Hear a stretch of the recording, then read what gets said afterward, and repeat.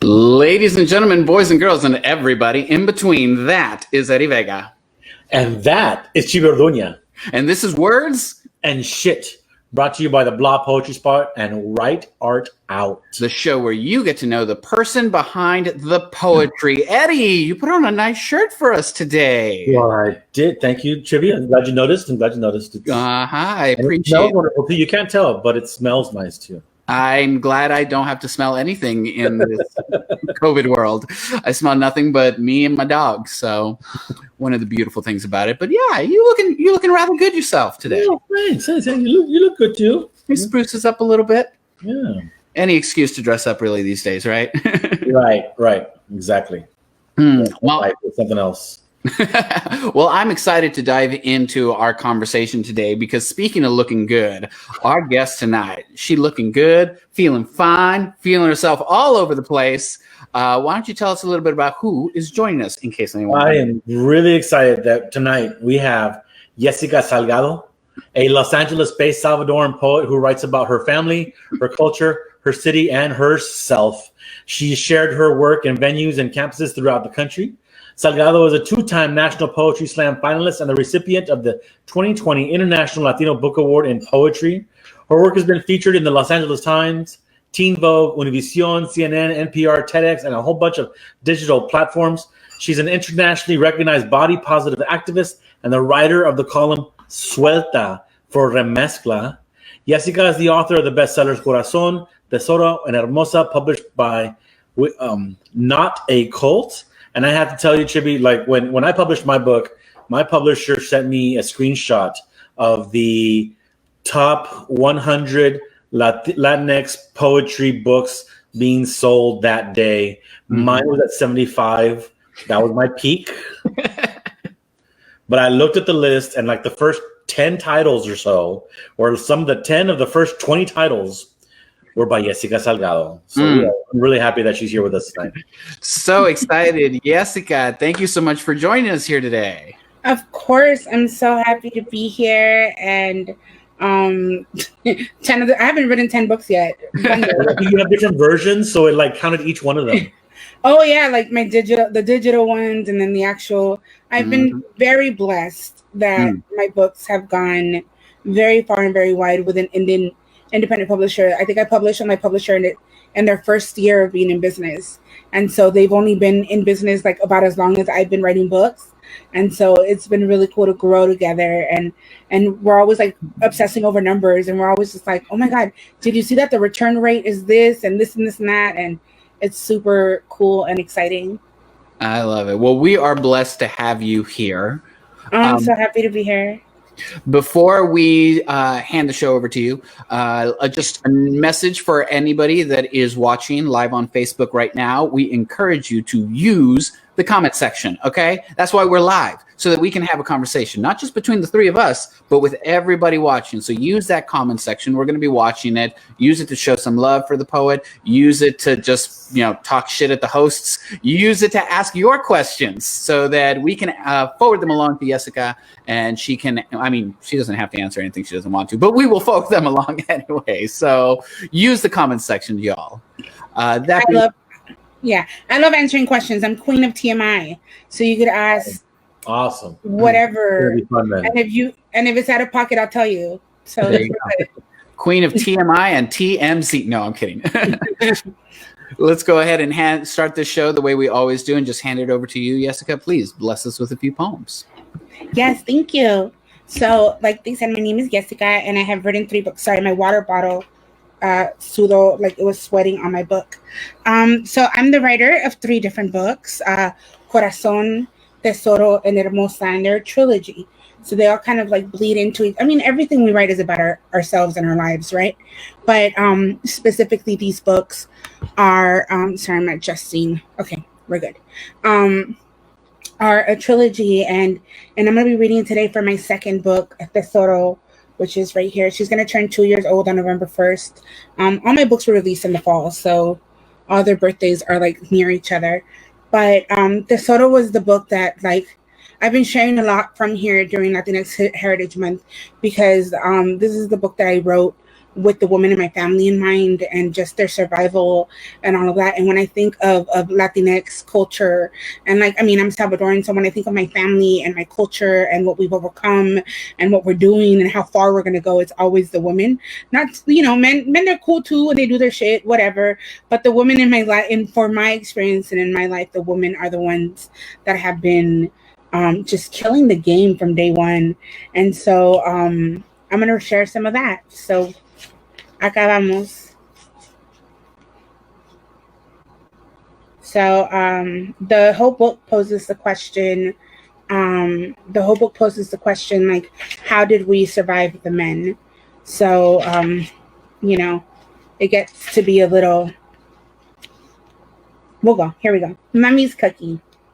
Mommy says that every house should always have a pot of frijoles.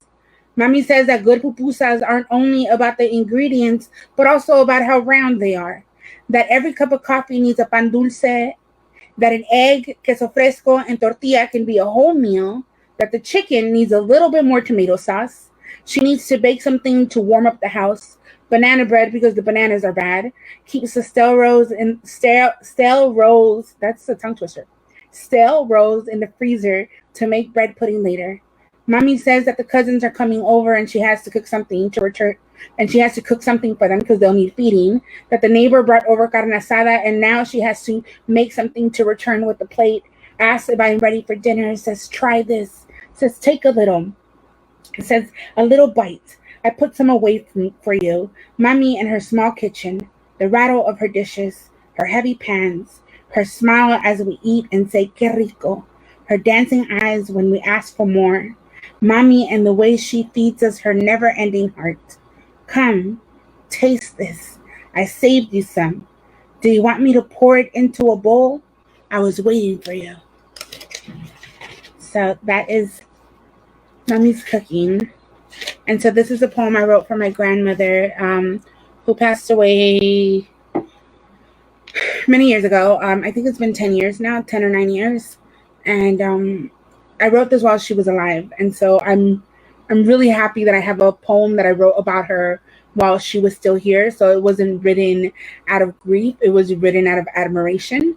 And I think it's important for us to know the difference between things, right? And so here you go. In our family, the husbands die on you early, and your old age is spent in churches or with daughters raising children you are too tired to love properly. You get phone calls on the weekends, letters only the first Saturday of the month, visits yearly. Everyone comes with their noise and suitcases, their English that sounds as if they were speaking from beneath the ocean. Your grandchildren forget their Spanish. They speak it gargled and backwards. They hate the insects, the sun, the food, complain of boredom. They claim all of the hammocks, almost kill the dogs and the chickens from the fright of the fireworks. They lose your good pots down by the river. They spread themselves all over the compound. They put out the candles on your altar. They hide your statue of the Virgin Mary in their blankets. Refuse to pray the rosary with you, and are surprised when you come after them with a fly swatter when you ask your daughter not to bring them the next time. In our family, the word grandmother is holy and never said in vain. She is spoken of in reverence, and the younger generations question her as if she were theology. Calling cards become tickets to confessionals, all the children and their children dialing the long numbers to hear her voice unfold itself like dusty Polaroids kept wrapped in worn handkerchiefs, yellow reminders of where you came from, of where you've been, of what you are. In our family, grandmothers are God. You come to them with hands extended, thankful and in awe. They survive it all and become the only constant, the compass of our entire tribe. The men, they all die early. But God, she sweeps her porch, coils the long braid of her hair into a knot held at the nape of her neck, and stretches her arms wide when everyone comes home one more time. Full disclosure, you guys almost saw me run the fuck out of here. So my house is on top of some garages, and I think somebody slammed the garage door downstairs, and I thought we were having an earthquake. And my ass was about to be like, y'all could stay here, but I'm gonna go save myself. So that was that moment of panic. If you saw it on my face, I was just like, the last time I was, the last earthquake we had, I was on my Instagram live and I didn't have pants on. So that was fun. This is called, let's skip this one. Maybe? Do we? A ver.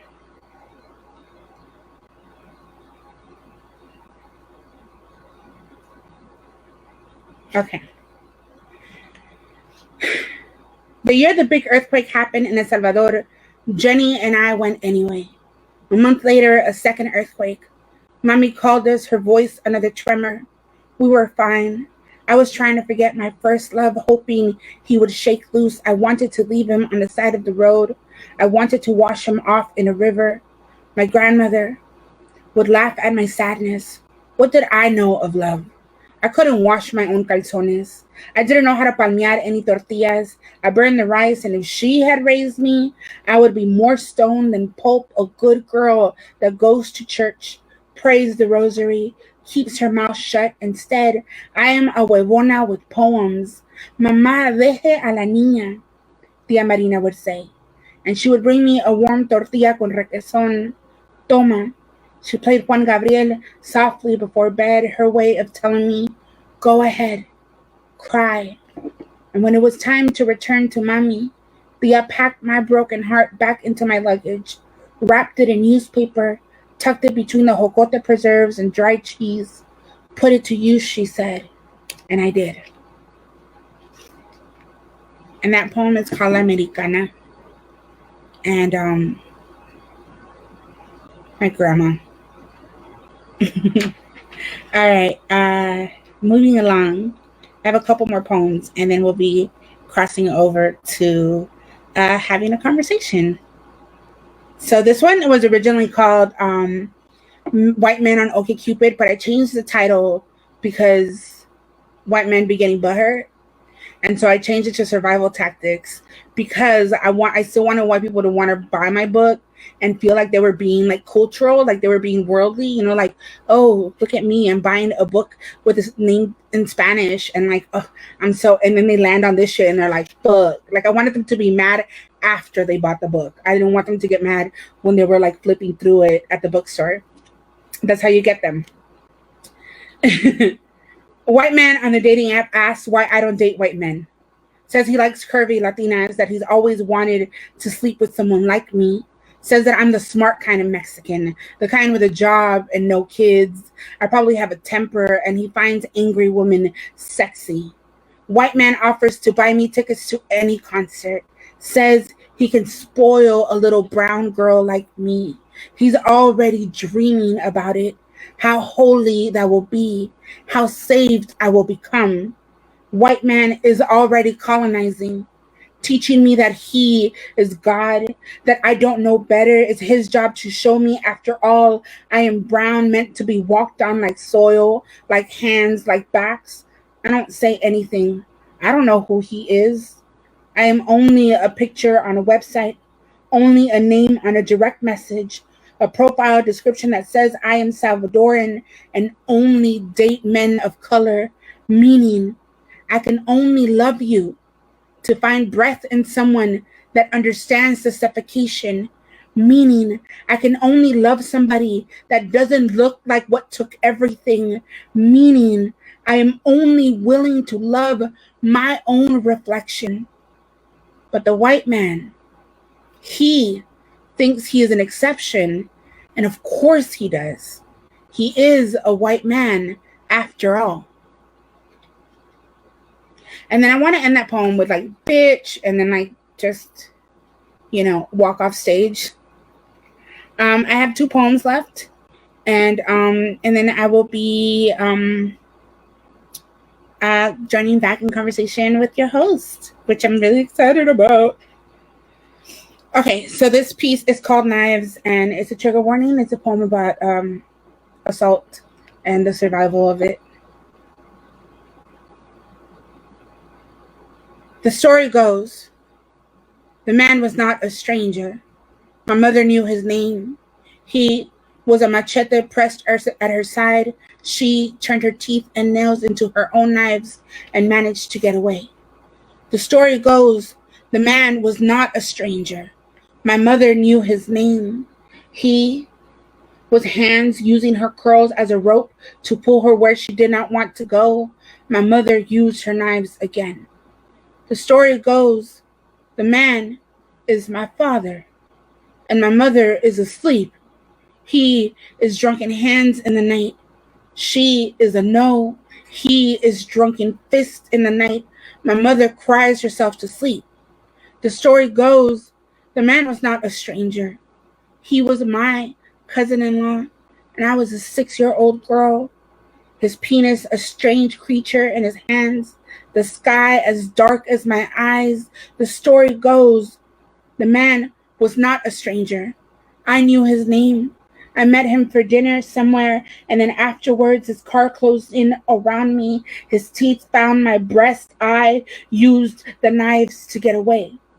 The story goes, the man is a stranger, and I am a girl with a drunk friend on a bench. He is gun and snarl.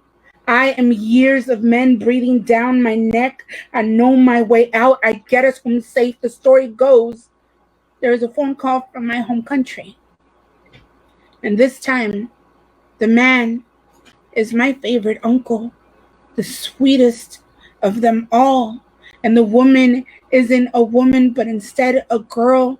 And I don't know how she got away. She must have inherited the same knives that I did. The story goes, every woman has a story. The story goes, the men who raised us are someone else's stories, sometimes even our own. The story goes, a man listens to a group of girlfriends talking in a bar, sharing stories the way some talk about surviving a war. You know, the long list of encounters, of assault, of rape, of a girlfriend sharing her location, of a screenshot, just in case, of loving the night but terrified of what it brings out of men, of loving a wolf but being the lamb, of keys between knuckles, a pepper spray in pockets, a hammer in the car, of two women locking eyes in a bus full of men, leaving a room where there are no other women in it, but taking the long way home to avoid the stranger behind you, the long list of exhaustion, of anger, of rage. And the man listens. And maybe the man is you, or your boy, or your cousin, or your brother. And the man hisses, not all of us. And we women blink, sharpening our knives, knowing we will need them to get ourselves home. And I'm going to share my last poem with y'all. I know that was a really heavy one. So let's come back from that. And thank you for joining me on that.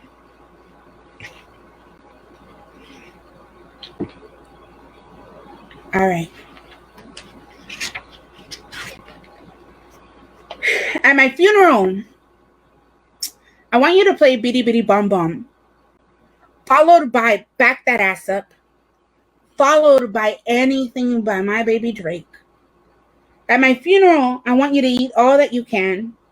Please don't turn down my mommy's food. She will be grieving and offer you platefuls. Say yes to each one. This will make her feel closer to me. At my funeral, don't read any of my poems. I wrote those to stay alive. Let them rest, stretch their limbs, pack their bags, find new fingers. At my funeral, let the men make jokes. I have understood that machismo only allows them to be tender through laughter, and I want them soft and sweet during our final goodbye. At my funeral, thank the woman. My mother, my sisters, my girlfriends, kiss their palms, keep their tissues. They are holy, and what I am the saddest about leaving. At my funeral, let the babies run free. sneak pastries into their chubby hands, watch their faces flush with delight at my funeral, find all of the little girls and let them try on my lipsticks, especially the red ones. Let them walk through the house, each mouth a rosebud made just for me at my funeral. Don't feel obligated to cry. Dance if that's what your body asks for.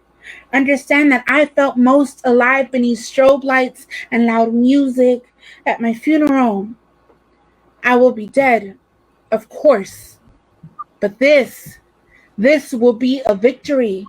Praise the sudden illness or accident that claimed me. Praise the hospital bed I exhaled in. Praise the doctors and nurses and prayers that try to keep me. Praise this heart of mine that couldn't anymore. Praise all of the years that came, wrapped around my legs and pulled me away. Praise my death because it did not come from my own hands or from a razor blade or from a pill. Instead, it came because it was my time, because my body or my God said, come home. And I collected all that I am and I walked through that door at my funeral. Please play a song that says I survived myself. Praise be. Such a sweet, sweet end. Thank you so much.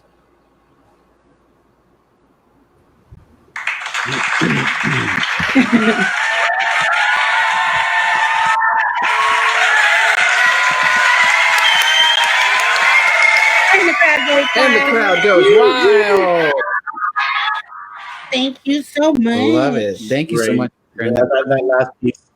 Like you had me everywhere on that one because at first I was like, yeah, I want that too. I want that too. And then you kind of like you bring us down a little bit in a good way. I mean, but it's become serious, you know. Thank you. Thank you. Yeah, that was fantastic. I want to start, because you were talking about your 3 books that you got out. You just recently published the third one, Hermosa, which won the 2020 International Latino Book Award. So 1, props to you, and 2, how was that? How was receiving that news? I remember I found out that I was a finalist and I lost my shit. I am not considered, whatever, y'all are dudes, but you got to cope with this. Okay, there we go. We're fine. Wardrobe malfunction. So I have never won an award for me. I don't submit my work to journals. I am pretty much, I do shit in my own lane. And if someone pays attention, they pay attention. If they don't, they don't, right? So I didn't realize that a lot, for those of you that don't know, with these books, your publishers sometimes are the ones that put you up for these, they submit you have to submit to win these things, right? And I'm very anti-submission just because I didn't do the whole college shit. Like, I'm anti-institution. Fuck everybody, right? But whatever. But I love everybody. But you know what I mean, right? And so I didn't know that I had been submitted to this, and then I was a finalist along with Carla Cordero. Shout out to one of my dear friends, and her book is amazing. And so I was a finalist, and I was just happy enough with being a finalist because I've never been a finalist for shit. And so I'm like, I get to put a sticker on my, that's fine. Like, I'm fine. And so when the award ceremony was happening, it's not that I don't believe in my work. It's just that my work is so unconventional, and it isn't always, I'm not always telling the stories that folks expect. And I push the envelope a lot for the Latinx community. Like, I use really, I'm a recovering Catholic. So I was going to be a nun at some point. It gets wild when you hear my story, but it affected my sexuality and the way that I lived my life because it was like so full of so much guilt. So I write about that a lot. And then, older Latinx folks aren't very receptive of that because they still believe in institutions. So I was just like, whoever these judges are probably like older, and they're not gonna pick me. I have a fucking poem about sucking dick. Like, they're not gonna fucking whatever. And then I was listening to the thing. I was sitting without a shirt on at my laptop watching the whole fucking thing, hot as fuck, sitting next to the air conditioner. And when they were like, oh, Yesika, the winner, there it is, Hermosa by Yesika Salgado, I was like, bitch, are you serious? Like, so it was really exciting. And I hope that moving forward, if I'm ever up for any award, I don't expect it and it's a pleasant surprise. because I feel like not wanting it because I wanted it, but I think when you walk into something being like, this is mine, and then like it's more of a letdown, and I treating it like a slam where you're like, I don't know what's gonna happen, and we'll see what the judges are on some shit, and then you could be like, the judges are on some shit, and then you're fine. But yeah, I too have a poem about sucking dick, so I'm glad yours won an award.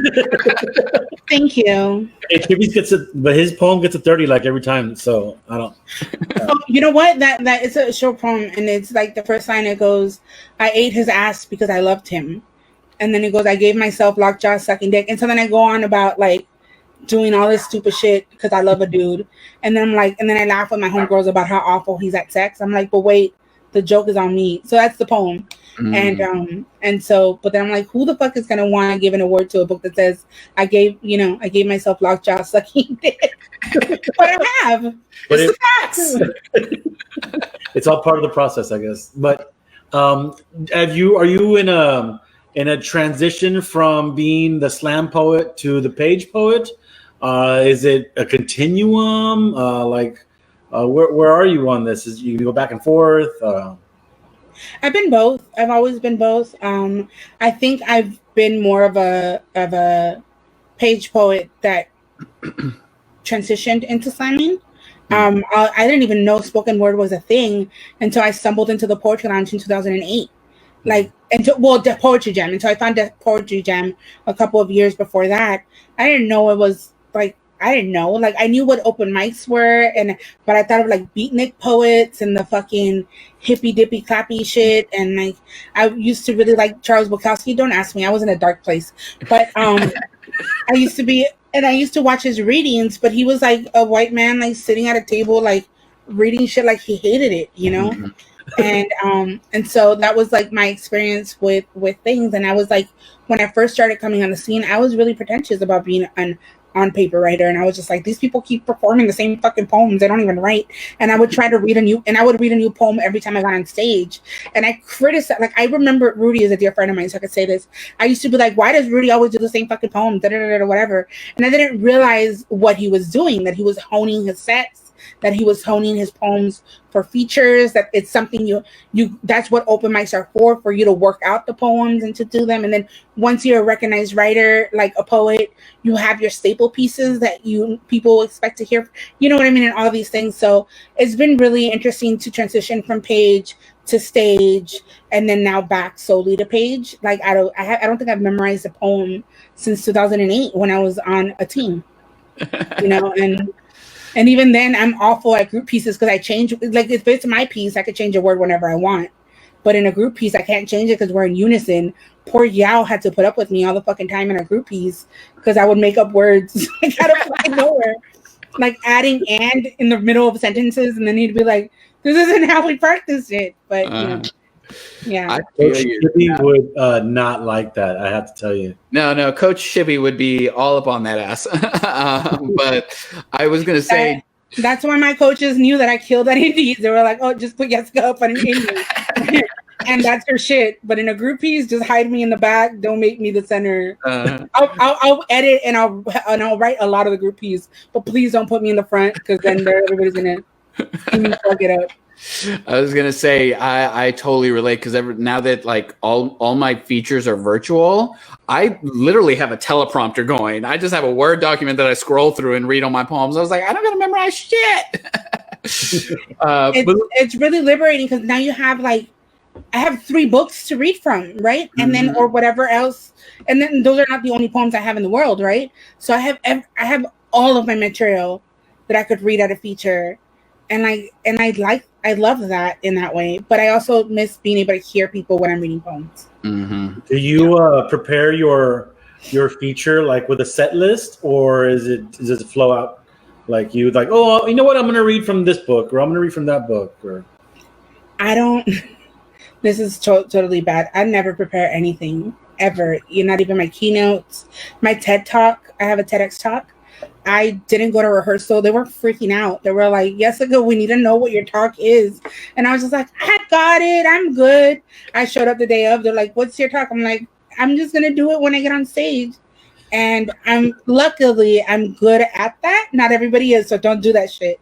I'm just I'm just really good at feeling out what's in my heart, and because my experience has been when I've had sex or I've walked in with something very determined, my spirit might not be it at the moment. Like, let's say I chose really like aggressive pieces for whatever reason, right?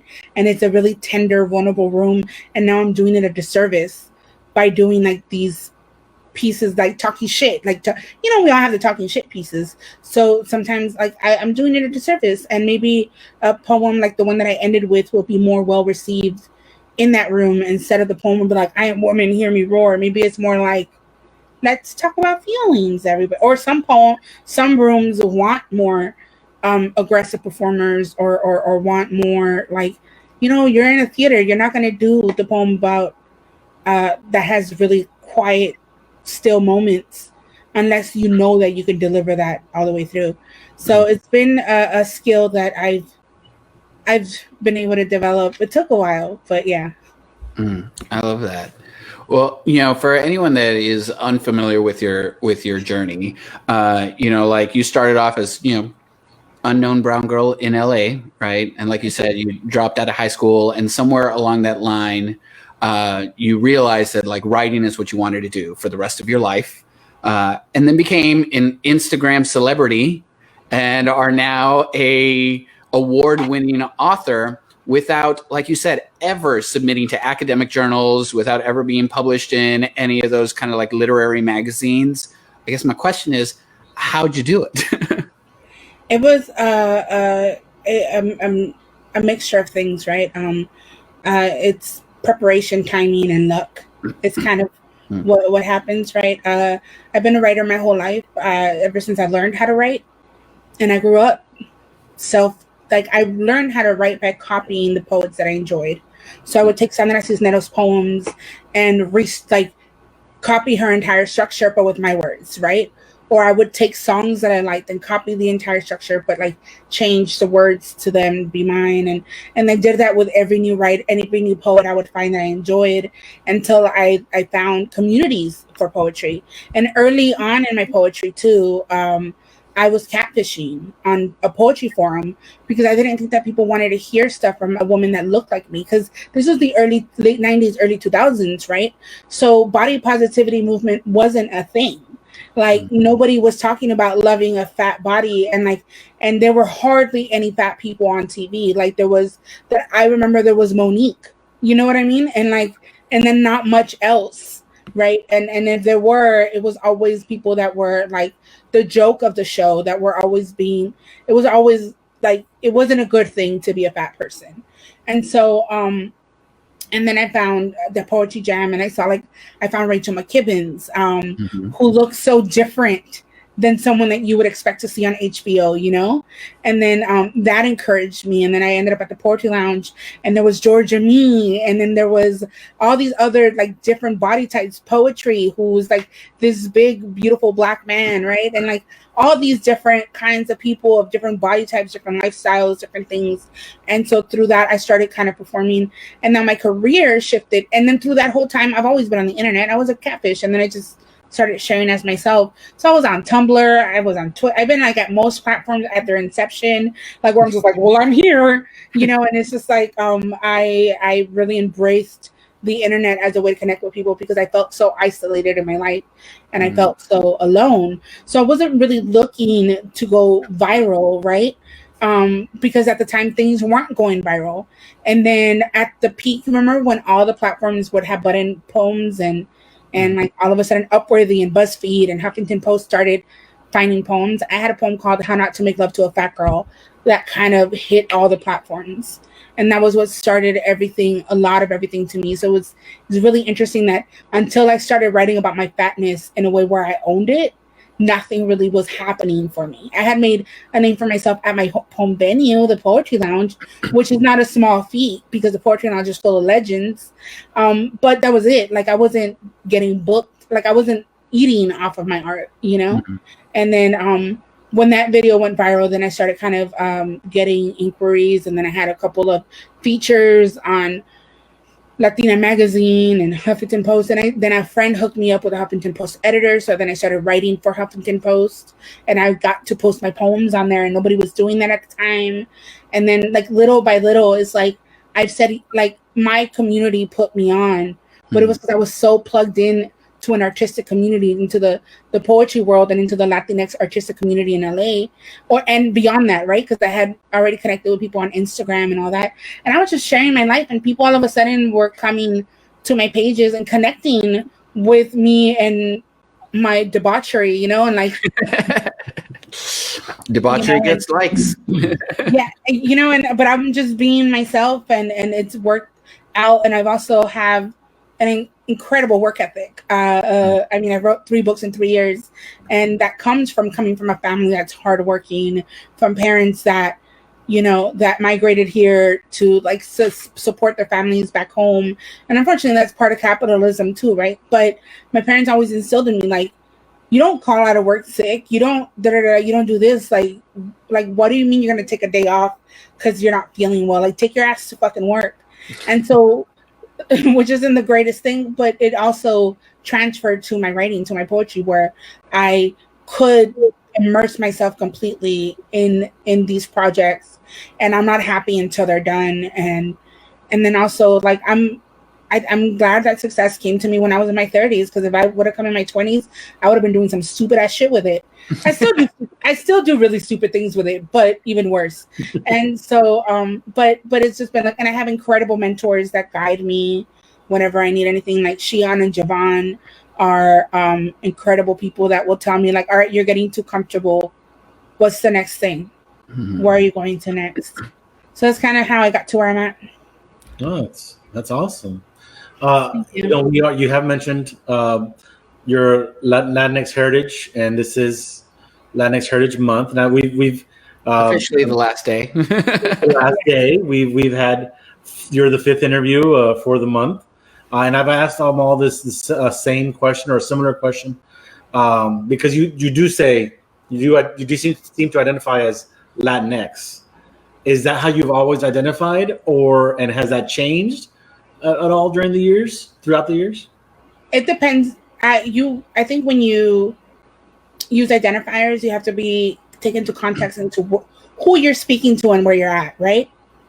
When I'm speaking to a monolith of, like, a large amount of people, and I can't see faces and I don't know, I say Latinx because we could be all Chicanos, Central Americans, Caribbean, Latino, you know, like it could be a whole bunch of folks, and that's the closest thing to our identity that I can find, right? That encompasses all of us. But then if I'm in a room in Southern California, I say Salvadoran. I don't really say Latina. I say I'm Salvadoran because I know that I'm in a hell Mexican room, and people start out being on. I got booked to perform at something for like a Chicano, I don't know, whatever. It was like a memorial for like a Chicano activist who he wrote something about the cockroach people or whatever. Anyway, so he was like a lawyer that was around during the Chicano moratorium thing, whatever. And so I had to write a poem about him. And I found out that he was like hella problematic. But I'm like, how do I reconcile writing about this motherfucker for PBS? And so I did my poem. But before I started the poem, I gave the disclaimer, like, I'm really honored to be here. I'm not Chicana, but I'm really honored to be here. So, like, when you hear this, just know that I'm writing this as a Salvadoran woman. And then somebody in the audience goes, "You are Chicana." I'm like, no, I'm not. Because I know that a lot of people say that Chicanismo is like a political identity, but not where I come from. If I say Chicana, you think Mexican American, which is fine to be that. I'm not like leading like a riot against the Mexicans. But my identity is really important, and in the way that it fits in Latinidad is really important because of what it is to be Salvadoran and the climate in my country, and then the climate that this country has towards people from El Salvador, and also the violence that Mexicans continue doing to Salvadorans, right? And so it's like in that context, I only identify as Salvadoran. So it's really important for me to change that according to what rooms I'm in. So even if I say Latina, I always refer back to El Salvador. And it's not about nationalism. It's more about the political aspect of it all, right? Like these are people that survived the Civil War. These are people that have had to deal with MS-13, who have with conditions that are so awful they've had to migrate. You know, like all these things that they've had to migrate to this country. Like this is something that I come from a country that the United States and Mexico fucked up, and so now I'm gonna be here and share those poems with you, and you're gonna have to listen to them.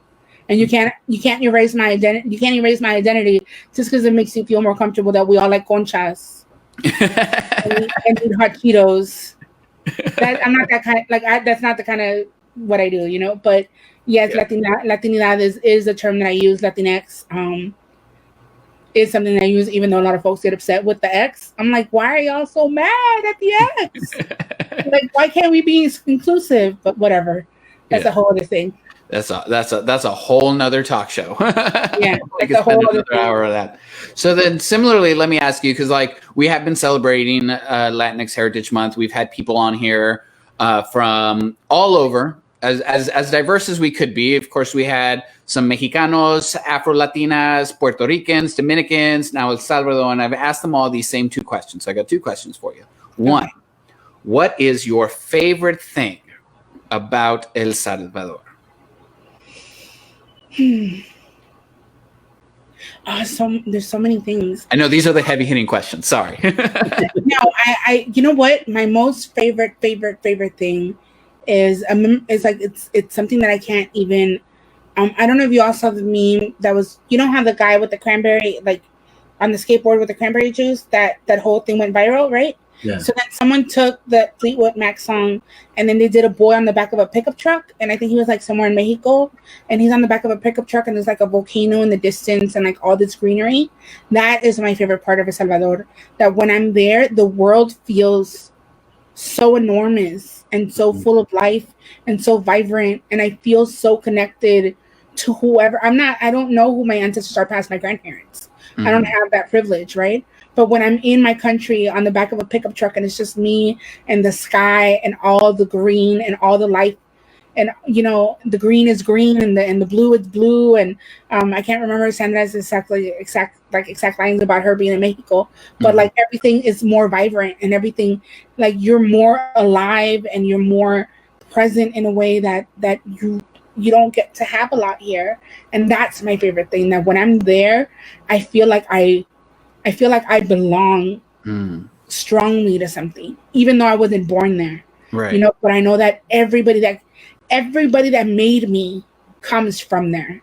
And so like that's I think it makes me feel powerful in some kind of way. I love that. All right. And then question number 2, what is your favorite Salvadorian dish? Ooh, okay. So pan con pollo. Or they call it, if you're really savvy, you'll call it pan con chumpipe, which is turkey. So it's basically a pollo chicken in a tomato sauce and deshebrado, so it's like shredded, and you put it in a roll, like a bolillo, and then you put on top, cabbage. Some people use the curtido. I don't like it. Some people put mayo on the sides. I like the mayo on the sides. So it's like a wet sandwich. Okay, it tastes a little familiar to a French dip sandwich, but it's chicken instead. And it has cabbage in it and berro and radish and stuff like that. But it is so fucking bomb. And for every birthday my mom cooked, like lets us like ask for the meal that we want. And then I'm like, I want panes rellenos. And she's like, okay. And then she goes and does the whole thing. Yeah. Pupusas are bomb, but panes are better. Yes. Sounds like a torta ahogada. I can attest to it. I've had it one time. It was very good. One time, and I was here in San Antonio. A friend Rocky Torres made that for us. Oh, yes, I know her. Yeah. Yes, I know that. But also, I was in East Los Angeles once at a parish. I was at a church, and after the church, after Mass, whereas we would, like here in San Antonio, we would have maybe like breakfast tacos, you know, but they had pupusas. And, that was my introduction. It was like the second or third time, but those are the best ones so far. My question, yeah.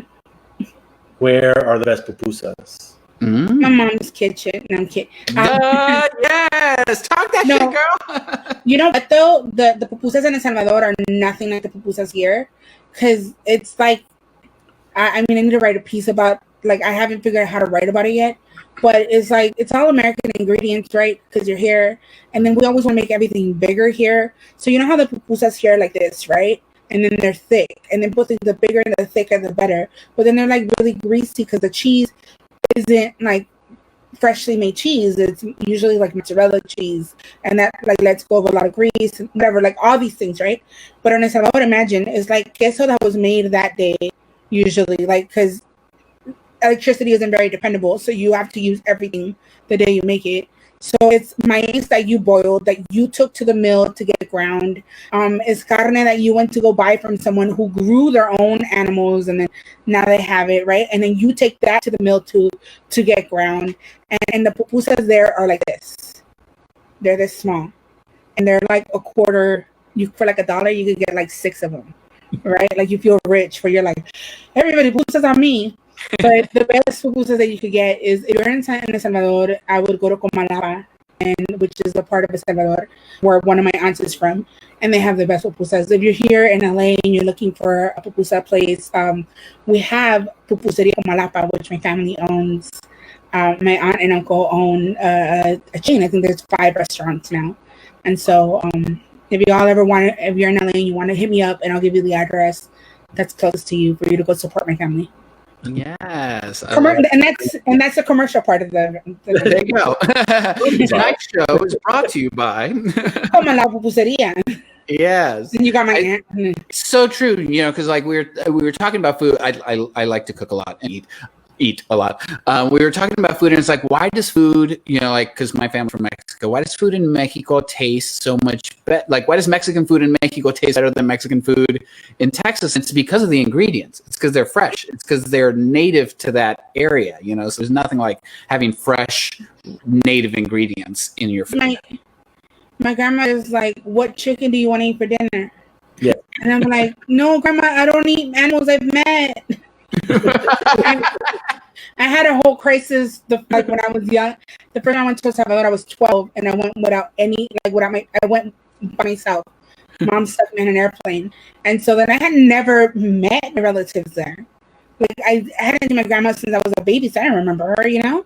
And then all my other tios and cousins and all these people I knew. So all of a sudden, I was in this country that was like a fucking jungle. It felt like it. And then my grandma's like killing fucking animals in front of me, and then I'm like, what the fuck, you know, like PETA's gonna come for me, but she gets the chicken and then like spins it, and then that's it, because she cracked this. It's just intense. And you're like, no, not Carl. No, my tío gave me a pollo, and I thought he was giving it to me as like a pet. So I came and I was feeding it every day, and I named him Rey because he was gonna be a rooster. And then I went to the beach one day, and I came back, and Grandma had caldo de pollo ready for us. And then later I was just like, abuelita, like mamita, that's what we would call her, mamita, where's my pollo? Like I can't find him, I can't find Rey. And then she goes, ahí está, and then she points at the soup, and I'm crying like, I don't want to eat my pet. I saw something similar on Twitter the other day with someone was talking about the trauma of playing with a goat in the morning. Oh, no. And then seeing it on the table in the afternoon. It's so it happened to me with a pig. There was a pig that I baptized. I don't know what I was very Catholic for a while. So I baptized the pig, and then I named him Necio, and pigs are like puppies. They follow you, and they love to be scratched, and they're puppies. And so I got really attached to Necio, and then when I was leaving, my grandma goes, next year, that's going to be your tamales. So don't get attached. And so I was like, what? And then I had a cow too, Mancita, but she jumped off a cliff. Oh! I have animal trauma in El Salvador. But for them, like, animals are meant, like, they're there to, like, sustain. Yeah, to sustain you. And they're respected and they're loved, but then all parts of them get used and all of that. So, but you don't build relationships with them like we do here in the U.S. That's always really foreign to me when people are like, my dog is my child. I'm like, he's not. I am not sure. I hope my dog doesn't hear me, because then you can go, bitch, I'm not your kid.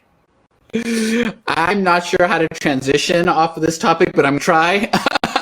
Just go for a hard transition. And it's fine. Earlier, you mentioned how like you found the internet and you kind of like latched onto the internet because you felt so alone, and this was a place that you found like community and people and all of that. Earlier this year, you released a zine called Soledad that was about loneliness and longing, which I think a lot of us have been feeling over the course of the last 6 months as we've been sheltering at home and isolating and quarantining and all of that stuff. And I know for a lot of poets, sometimes it's difficult to write in the moment of something. You kind of have to process it and then be able to like put it out. But it seems like you've done that over this course. Talk to us a little bit about that zine and how that came about. Well, for me, I can't process something until I've written about it. That's how I process. Mm-hmm. So when I'm in, like, let's say something triggers a feeling for me and it starts as a knot in my throat, and then like it's this feeling that's here and here, right?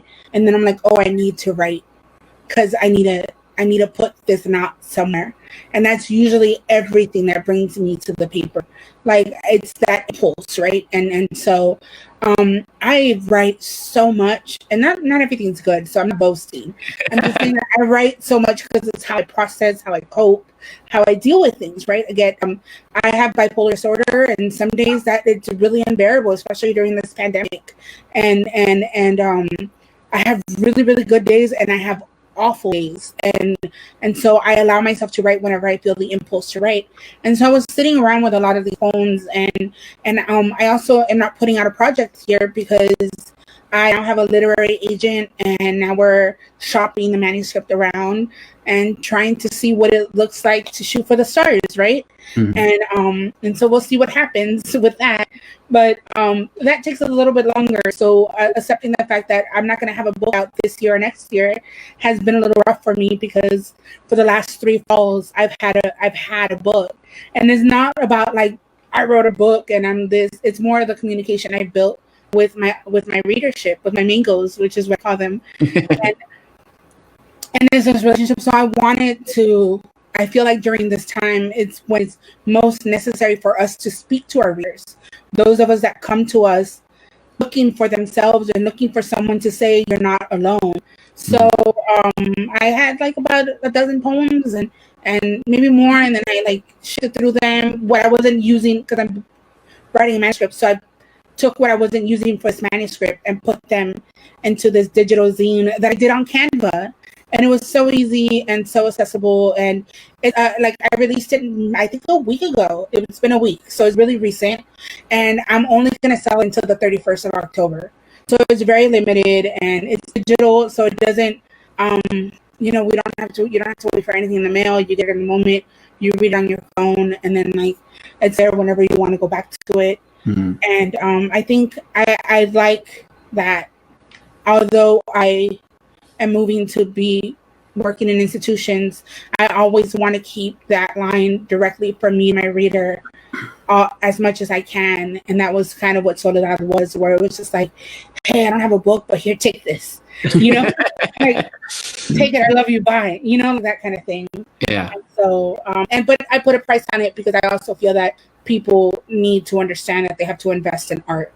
Because if you start giving your shit away all the time, once you want to charge for it, they're like, but wait a minute, what happened? No. So it's a balance that you have to maintain between accessibility and also sustaining yourself, because we live in a country that wants your money. Mm-hmm. Yeah. Now, the other thing I really enjoy about your books is the aesthetic, the covers, the colors, the flowers, So, okay. How did that come about? So Corazón has the mango tree branch on it. And when I did the book, you have your publisher, you do your book, and then you start talking about what you think the cover would look like. They ask you to send like references, like what are things you like, what are things you don't like, what are colors, whatever. My ass had some corny ass shit in mind. And I was like, I want a woman with a heart for a head, and I don't know what the fuck. And so then like I send them images and whatever. And because my first zine, the cover is a woman with a moon for a head. And so I wanted to like kind of like throw back to that. But when the Cassidy Trier, who is designed the covers, when she read the poems that I already had in the manuscript, she noticed that I talk about mangoes a lot, and I had realized that I use them so much in my work. And so, because for me, our property in Salvador, our home, has a lot of mango trees. So for me, like going to pick the mangoes is like an act of love, kind of. And so, and that kind of it is. And so when she came back with the cover art, I didn't even know that that's what it was, you know. And so then in Tesoro, once we had Tesoro, I knew that I wanted it to be a lemon tree branch, because my home here in my garden, we have 2 lemon trees. So I'm like, oh, the mango tree for the reference for Salvador, and then this is for my home here in LA. And then on my 3rd book, this branch is a jacaranda tree. And so these trees line the block that I live on, and they're all over LA. They were brought here in the 40s or the 20s or sometime when I wasn't born. And so when they bloom, they grow so big, and on my street, they canopy the street. So when they're blooming, my street is covered in purple.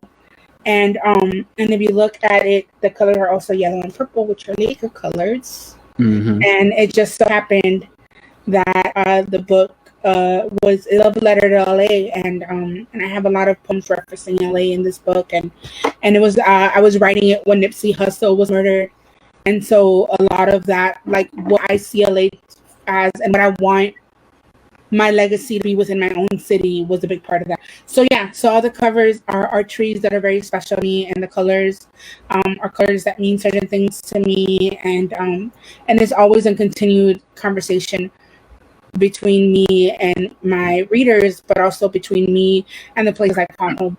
Mm-hmm. I love that. Well, it really seems like you have kind of like found your space, right, and your groove as you continue to move forward in your, not just your career but your life, right? But it hasn't always been that way, right? You talk about your history of catfishing. You talk about how you haven't always felt so positive about your image and your body, and you see that in a lot of your work. This kind of like learning how to exist and learning how to give yourself permission to exist, right? How has that journey been for you to get to where you are now? Man, there were so many parts of my life that were so lonely, that were so hopeless. I grew up with an alcoholic father, loved my dad, and my dad tried his hardest to be a good father, but he had an addiction, right? And so then that shows up in your family dynamics, all that. And my family is so for me, my greatest source of love and joy has also been my greatest source of pain. Mm-hmm. And that's always been what I've been trying to like find language for in my work, right?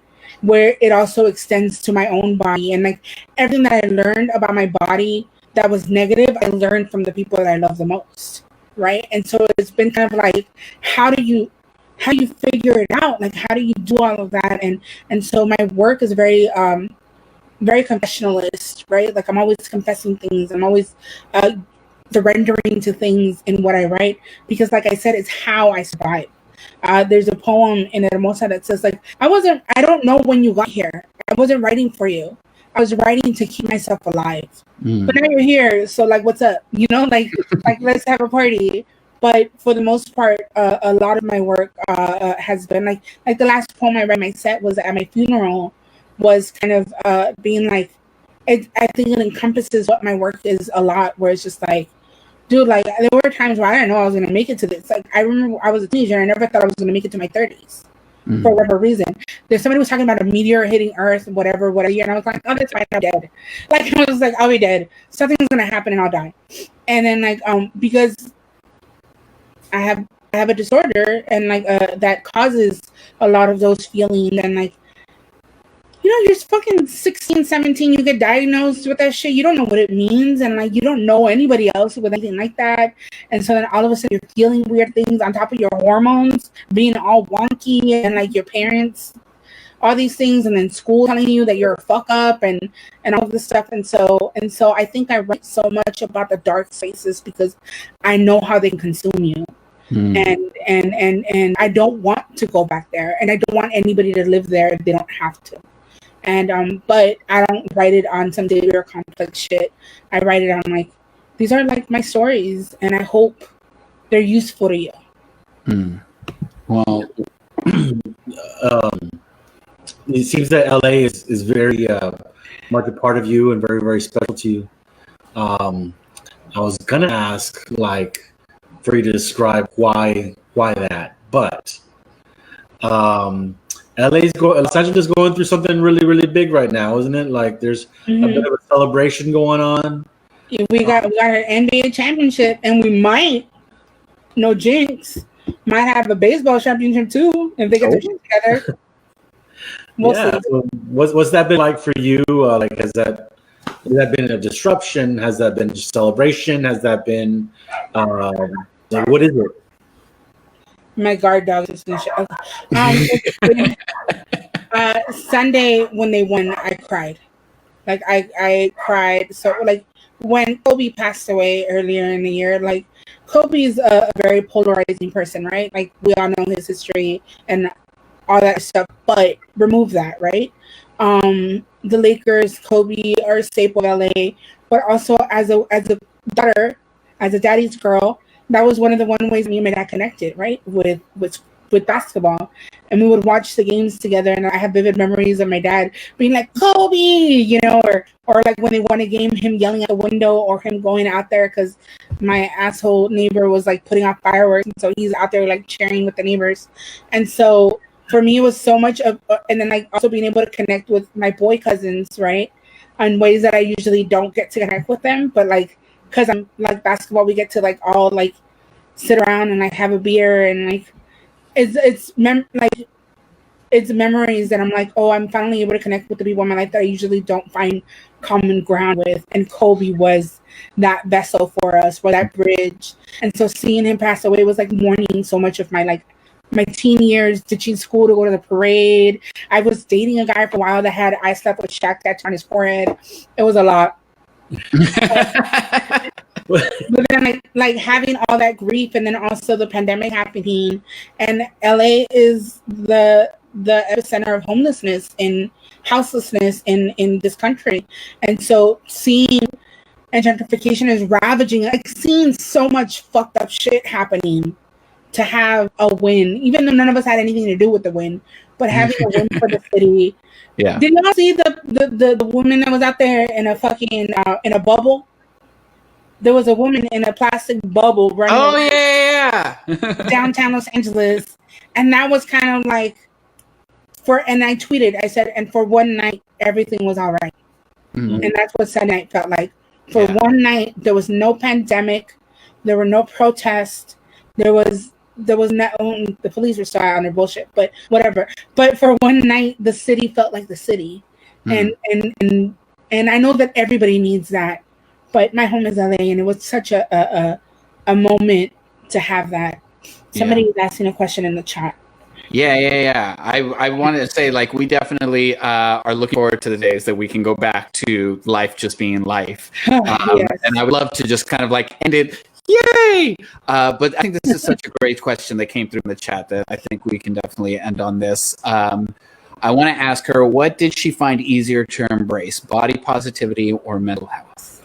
They're both the same thing. One can't exist without the other. Like, if you're not, if your mental health isn't in a good place, you won't be in positive about it. Like, you won't feel positive, and it's okay. And that is okay. I always say that body positivity, or just self-love, I call it self-love, right? Loving yourself, however the fuck it is that you're showing up, with your panza, or your frizzy hair, or your fucking anxiety, or your depression, or like whatever, like that one man you can't dump, whatever your thing is, right? It's just being patient with yourself, and it's showing up. Sometimes you can, like, I describe it like armor. Sometimes you're able to get up out of bed and put on the whole armor, right? And you're ready, and you're like, nobody can fuck with me. I'm going out into the world. I'm a fucking battle tank, right? And some days you wake up and you only get the shoes on, and you're like, all I can do is just walk right now. And like, I don't like, please be tender with me because I don't have the rest of my gear on. And that's just, I think, the best thing that I've learned. And nothing's been easy to embrace, but what's made everything easier, and just going on in life, is to be patient with myself. If I wake up, and I am also a disabled woman, I have a chronic illness. So if I wake up and I'm having a shitty ass day, oh, it's a shitty day. It doesn't mean anything's wrong with me as a person. It just means that this is part of my life, and that today is going to be a low energy day. It's going to be a day of minimal work. It's going to be a day of dodging emails and phone calls. And I have to be okay with that. And I have to also advocate for myself and being able to tell people like, hey, I'm sorry I wasn't doing this for you at a time that you would have wanted, but this is what was happening, or this is what is happening. And so I think the best thing has been for me is how I talk to myself and how I speak for myself. And a lot of times we want someone to come and speak for us and to take up for us, but many times you are your best champion. And so you tell people like, yo, I need you to leave me the fuck alone for a week because some shit happened and I can't cope. And then like people have no choice but to fall back and like let you figure it out. And then nowadays, and also the last thing that I will leave is take a picture on the good days so you could find it on the bad days. So on a day that you feel like a bad bitch or a bad motherfucker or a bad enter, whatever it is that you like to call yourself, whenever you feel like beautiful and vibrant, or whenever you feel immense joy, maybe not even in your own body, but whenever you feel immense joy and happiness, take pictures of yourself in those moments. Take pictures of yourself and post them on your social media so that when you are having a shitty day and you're scrolling and you're having all that comparison with other people and being like, well, why the fuck does he get to do that? And why does she have that? And whatever, you will come across a picture of yourself where you look as beautiful and vibrant as you were feeling in that moment. And you know that you will go back to that again. So we can end it on that. I love that. Yes, when you're feeling bien chingonex, you know. Yes. Yes. Well, yes, you are definitely una chingona, and have we are lucky to have you, and the world is lucky to have you and your work. Happy to have joined y'all. Thank you for having spent this hour for us. If you could please do us the honor of closing us out with one more poem. Yes, I will. Thank you so much. I'm going to close with my favorite poem that I perform at almost every single set I do. And it's my favorite poem for many reasons, pero ahí vamos. All of my poems are about love. All of my poems are about some boy. All of my poems are about my fat. All of my poems are about my parents. All of my poems are about my Spanish, my Salvador, my English, my Los Angeles, my pre-gentrification Silver Lake, my Echo Park before the food trucks and yoga parties, my belly swinging by the vegan restaurants, my double chin laughing in overpriced coffee shops, my minimum wage paycheck, my staying too long in too many places, my poor taste in men, my hope, my online dating, my bad dates, my ex-boyfriends and their girlfriends who live next door, my niece and her laughter, my niece and all of her questions, my niece and her little hands pressed against my face, my niece and her hands wet with the tears on my face, my depression, my secret sadness, my ocean always asking for my body, my anxiety whispering my name at the nape of my neck, my hands and how they listened and slammed against my body and how no one ever saw the bruises because no one ever saw my body. All of my poems are about my brown girl body. My everyone has an opinion about this body. I have to fight to love it every fucking day. Body, my big, fat, beautiful body, my red lipstick smile, my curly Salvadoran hair, my mommy's hair and my hair. Oh, my mommy, my papi, my drunk and angry papi. My papi yelling out my name in the middle of the night. my papi and his belt against my skin, my papi's belt and how it whistled in the air before finding my skin, my long nights counting his snores, my grieving him 10 years before he died, my watching him die, my exhale when he died, my life after he died, my good life after he died, my guilt, my heart, my love. All of my poems are about my parents, my hard-working migrant parents, my hardly any English parents, my Saturday afternoon listening to Juan Gabriel parents, my early Sunday morning mass parents, my sisters and I in our prettiest dresses. Oh, my sisters, my first friends, my first saviors, my first lesson in getting the fuck over it, my singing at the top of their lungs until mommy yells, shut the hell up, this isn't a musical, sisters. My no one gets it like you do, sisters. You see, all of my poems are about love. The times that it came in floods and the years that I forgot what love was. You see, all of my poems are collection plates. I fill and fill and fill and fill and fill, and I have yet to come up empty, and I don't think I ever will. Thank God for my poems, for how they always find me, for this heart that believes them, and these hands that always receive them. Thank you so much for having me. It has been a delight. Yesika Salgado. Thank you so much for coming by. You. I do have to say, when my like a few years ago, the librarian at my school asked for some books of poetry and what would I recommend, and they bought Corazón. They bought 2 copies of Corazón, and I've seen my students read it unprompted. Like, I never said, go buy it, go borrow that book. No, it's on their desk. I've seen them read it. So thank you for that. Thank you so much. Thank you. You are a true example of how a little brown girl from LA can make it in this world. So thank you. Yeah, we out here. With her too, and thank you for this beautiful space you hold. And I truly, this has been, I think, my 4th event of today, and I was running on fumes. But it made me feel like I forgot. Like, I'm like hyped now, and so I appreciate y'all so much. You host a beautiful space and a beautiful community. Shout out to Rooster, who I see is in the comments. Thank He's you. been there. Yeah, thank you so much. Thank you. Thank you. That was Yesika Salgado, everybody. Again, if you want to go find her work, it is on her website, yesikasalgado.com. You can find her link to where her books are, her zine, and all of that. Follow her on Instagram. The Venmo's on there. Get her, drop her some. Yeah. Maybe just send her a little tip. Venmo, Yesika Salgado. Follow her on Instagram, Yesika Star with 2 R's. You know, do that thing. So this is usually the point of the show where I ask you, Eddie, who's coming up next week, but I have that information today. Oh, but okay. I mean, if you want to share it, we can be traditional. I wanted to share it because, I mean. Well, then who do we got, Eddie? But no, you can do it. You can do it. Are you excited? I'm really excited because this is a powerhouse poet in person. If you've ever seen this man perform, like, he will bring the roof down. I am so excited to see it happen on a virtual space.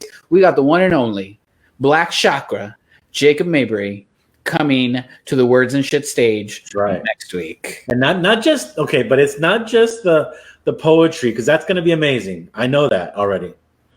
But Jacob Mayberry is a movie expert, a pop culture expert, a rap expert.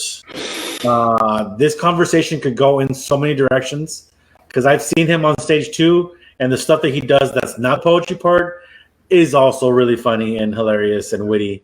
So it's going to be a great interview. Yes, Jacob Mayberry once almost threw a chair at me. True story. But we can talk about that Good thing we're on a virtual space. next week. Until then, thank you, everybody, for joining us here live or listening to the show on our podcast. For those of you who didn't know, we now have a podcast. All of our previous episodes can be found on our podcast wherever you get your podcast. So follow Words and Shh on Instagram and Twitter. Or write art out on Facebook or on Instagram or the Blah Poetry Spot on Facebook to get more information. Until next week, that was Eddie Vega. And that was Chibbi. Thank you all for joining us. Stay Good night, safe. everybody.